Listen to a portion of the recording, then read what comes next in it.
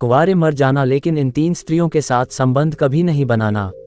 ये कहानी हमें नैतिकता और सोच समझकर निर्णय लेने का महत्व सिखाती है। ये प्राचीन कथाओं और समाज के अनुभवों पर आधारित है। प्राचीन काल में एक संत ने अपने शिष्यों को जीवन के कुछ महत्वपूर्ण पाठ सिखाने के लिए एक कथा सुनाई। संत ने कहा, जीवन में चाहे कितनी भी कठिनाइयां क्यों न आएं, लेकिन 3 प्रकार की स्त्रियों से कभी भी संबंध मत बनाना, चाहे इसके लिए तुम्हें कुंवारे ही क्यों न रहना पड़े। 1. दूसरे की पत्नी। संत ने बताया कि दूसरों की पत्नी के साथ संबंध बनाना न केवल पाप है, बल्कि यह आपके और उनके जीवन में विनाशकारी परिणाम लाता है। ये समाज के नियमों का उल्लंघन है और आपके चरित्र पर भी गहरा धब्बा लगाता है। 2. धोखा देने वाली स्त्री। संत ने दूसरी श्रेणी में उन स्त्रियों का उल्लेख किया जो स्वार्थी और कपटी होती हैं। ऐसी स्त्रियां किसी के साथ भी संबंध बनाकर अपने स्वार्थ को पूरा करती हैं और दूसरों के जीवन में मुश्किलें पैदा करती हैं। उनसे दूरी बनाए रखना ही बुद्धिमानी है। 3. चरित्रहीन स्त्री। तीसरी श्रेणी में ऐसी स्त्रियों को रखा गया जो अपने चरित्र और नैतिकता का पालन नहीं करती। ऐसे लोग अपने जीवन के लिए भी खतरा होते हैं और दूसरों को भी अपने जाल में फंसा सकते हैं। संत ने अंत में कहा, जीवन में सही और गलत का चयन बहुत जरूरी है। यदि किसी रिश्ते में सम्मान और सच्चाई नहीं है, तो उस रिश्ते से दूरी बनाए रखना ही बेहतर है। इस कथा का उद्देश्य यह है कि जीवन में सही मूल्यों और नैतिकता का पालन करना चाहिए। गलत संगत और गलत निर्णयों से बचना ही सच्चा जीवन जीने का मार्ग है। नंबर 1. दूसरे की पत्नी। प्राचीन काल की बात है। एक छोटे से गांव में एक युवक रहता था जिसका नाम अमन था। अमन युवा, तेज तर्रार और सुंदर था। उसकी सरलता और मासूमियत पूरे गांव में प्रसिद्ध थी। लेकिन अमन की सबसे बड़ी कमजोरी ये थी कि वह भावनाओं में बहकर गलत निर्णय ले लिया करता था। अमन की मुलाकात एक दिन गांव के बड़े जमींदार की पत्नी राधा से हुई। राधा बेहद खूबसूरत और आकर्षक थी, लेकिन उसकी शादी एक उम्रदराज और कठोर स्वभाव वाले जमींदार से हुई थी। जमींदार अपने काम और संपत्ति में इतना व्यस्त रहता था कि उसे अपनी पत्नी की भावनाओं और जरूरतों की परवाह नहीं थी। पहली मुलाकात। अमन और राधा की पहली मुलाकात एक गांव के मेले में हुई। अमन ने राधा को देखा और उसकी सुंदरता ने उसे मंत्रमुग्ध कर दिया। राधा भी अमन की सरलता और सौम्य स्वभाव से प्रभावित हुई। उनकी बातचीत की शुरुआत साधारण अभिवादन से हुई, लेकिन धीरे धीरे यह बातचीत बढ़ने लगी। राधा ने महसूस किया कि अमन उसकी परेशानियों को समझता है। वह उसे वो अपनापन दे रहा था जो उसे अपने पति से कभी नहीं मिला। अमन को भी लगा कि राधा उसकी भावनाओं को समझती है, लेकिन वह भूल गया कि राधा उसकी नहीं बल्कि किसी और की पत्नी थी। भावनाओं का खेल। दिन बीतते गए और उनकी मुलाकातें नियमित हो गईं। राधा और अमन अब एक दूसरे के लिए अपनी भावनाओं को छुपा नहीं पा रहे थे। उन्होंने महसूस किया कि वे दोनों एक दूसरे के बिना अधूरे हैं। लेकिन उनके इस रिश्ते में एक बड़ी बाधा थी, राधा की शादी। अमन जानता था कि राधा का पति जमींदार है और अगर उसे इस रिश्ते की भनक भी लगी तो इसका परिणाम बहुत गंभीर होगा। लेकिन वह राधा के प्यार में इतना डूब चुका था कि उसे सही गलत का होश नहीं रहा। सत्य का सामना। एक दिन राधा के पति ने उनकी मुलाकातों के बारे में सुन लिया। गांव के कुछ लोगों ने उसे इस रिश्ते की भनक दे दी थी। जमींदार ने राधा पर कड़ी नजर रखनी शुरू कर दी। राधा अब डरने लगी थी, लेकिन अमन ने उसे भरोसा दिलाया कि वह उसे हर मुश्किल से बचा लेगा। सामाजिक परिणाम। जमींदार ने एक दिन अमन को रंगे हाथ पकड़ लिया। वह गुस्से से आग बबूला हो गया और पूरे गांव के सामने अमन और राधा की सच्चाई उजागर कर दी। गांव वालों ने अमन को ताने मारे और उसे बेइज्जत किया। अमन का सपना था कि वह अपनी मेहनत से गांव में एक सम्मानजनक जीवन जिए, लेकिन अब उसकी इज्जत मिट्टी में मिल चुकी थी। राधा को भी समाज ने कलंकित कर दिया। जमींदार ने उसे अपने घर से बाहर निकाल दिया। पछतावे का समय। अमन और राधा दोनों ने महसूस किया कि उनकी भावनाएं कितनी भी सच्ची क्यों न रही हो, लेकिन उनका रिश्ता गलत था। राधा ने अमन से कहा, हमने जो किया वह गलत था। मैंने अपनी शादी की मर्यादा तोड़ी और तुमने समाज के नियमों की अनदेखी की। अब हमें अपने किए की सजा भुगतनी होगी।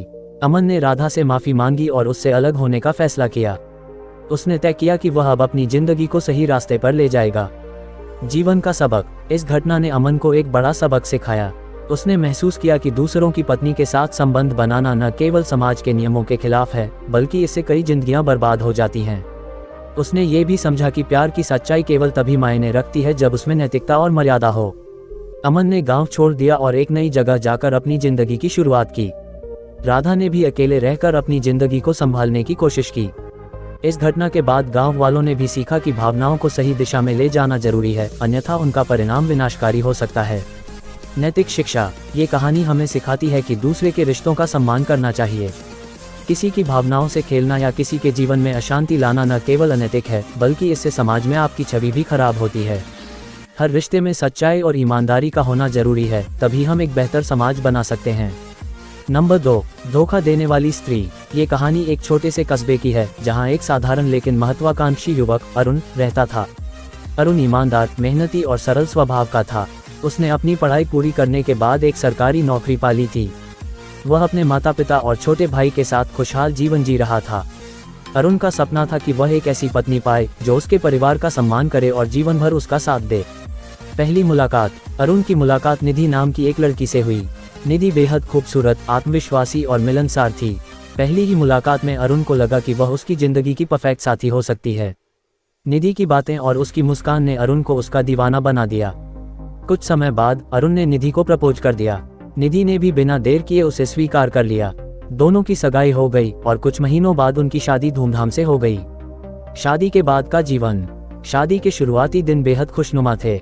अरुण को लगता था कि उसे अपने जीवन का सबसे बड़ा सुख मिल गया है। निधि हर किसी को अपनी सुंदरता और बातों से प्रभावित कर लेती थी। वह अरुण के परिवार के साथ भी अच्छे से घुल मिल गई थी। लेकिन धीरे धीरे निधि का असली रूप सामने आने लगा। वह अरुण के परिवार की जिम्मेदारियों से बचने लगी और अपनी मनमानी करने लगी। वह महंगे कपड़े, गहने और शौक पूरे करने में अधिक ध्यान देने लगी। अरुण को लगा कि यह बदलाव शायद समय के साथ ठीक हो जाएगा। धोखे की शुरुआत। निधि को लगने लगा कि अरुण की सादगी उसके शौक पूरे करने के लिए काफी नहीं है।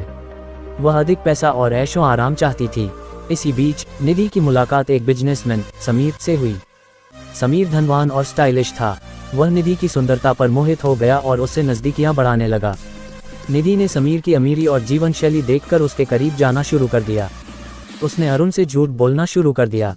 कभी वह दोस्तों के साथ बाहर जाने का बहाना बनाती तो कभी किसी सामाजिक कार्यक्रम का। असल में वह समीर से मिलने जाती थी। अरुण को शक होता है। अरुण को निधि के व्यवहार में बदलाव महसूस होने लगा। वह अक्सर घर देर से लौटती, फोन पर किसी से छुपकर बातें करती और अरुण से दूरी बनाने लगी। अरुण ने उससे कई बार पूछा, लेकिन वह हर बार बहाने बना देती। एक दिन अरुण ने निधि को समीर के साथ देखा।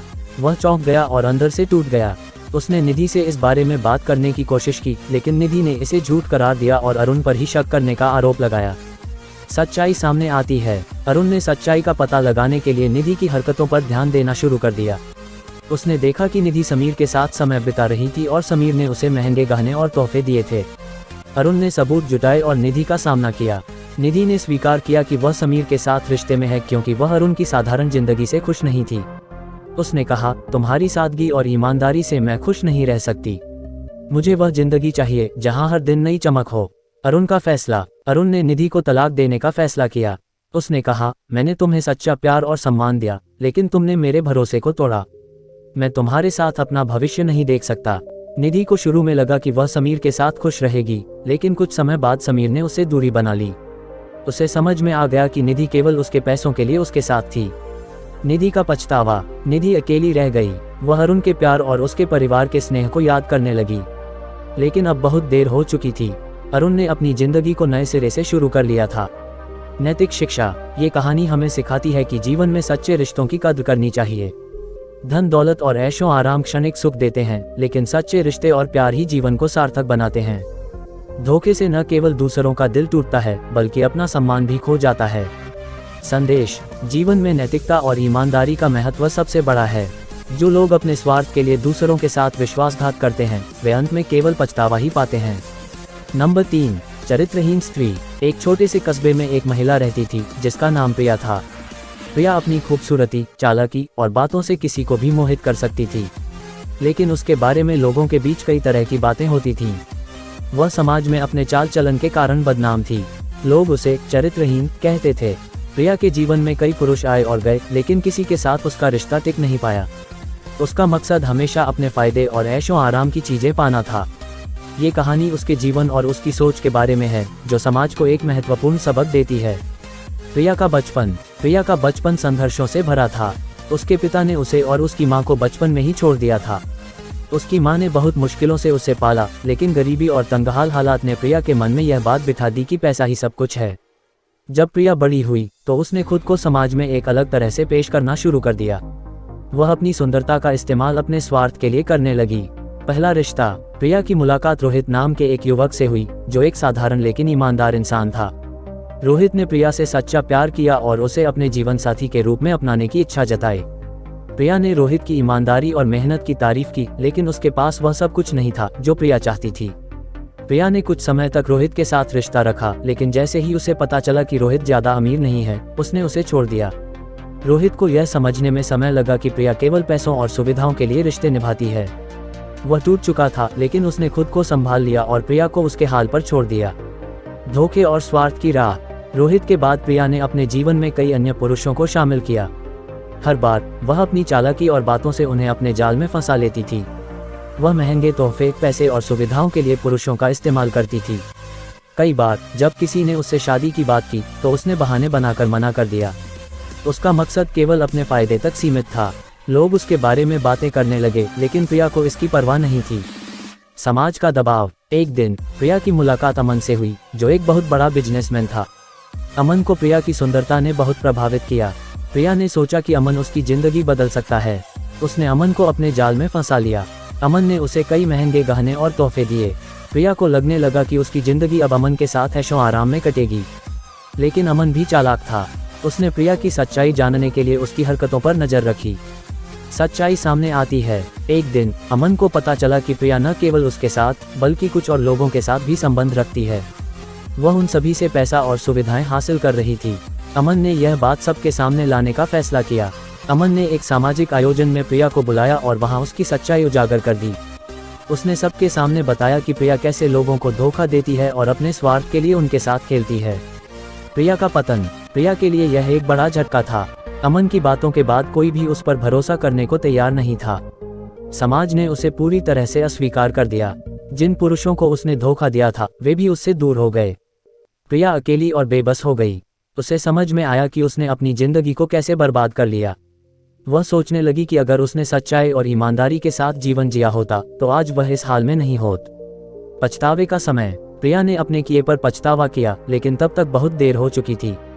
उसने समाज से माफी मांगने की कोशिश की, लेकिन लोग उसे माफ करने को तैयार नहीं थे। उसकी खूबसूरती भी अब फीकी पड़ने लगी थी और उसके पास कोई सहारा नहीं बचा था। नैतिक शिक्षा। ये कहानी हमें सिखाती है कि जीवन में सच्चाई, ईमानदारी और नैतिकता का पालन करना बहुत जरूरी है। अगर आप केवल स्वार्थ और धोखे की राह पर चलते हैं तो अंत में आपको केवल पछतावा और अकेलापन ही मिलता है। संदेश। संपत्ति और ऐशो आराम की चीजें जीवन को खुशहाल बना सकती हैं, लेकिन सच्चे रिश्ते और सम्मान से बढ़कर कुछ नहीं है। जो लोग अपने स्वार्थ के लिए दूसरों का दिल तोड़ते हैं, वे अंत में खुद भी टूट जाते हैं।